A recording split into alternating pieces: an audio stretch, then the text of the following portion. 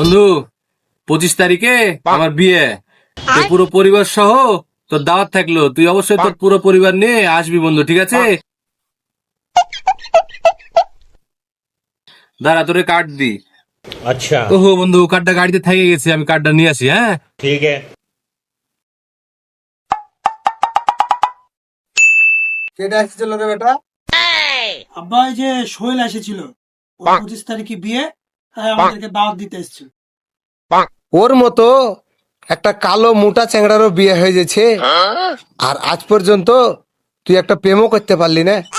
ছি। पीछे देखो पीछे पीछे तो देखो।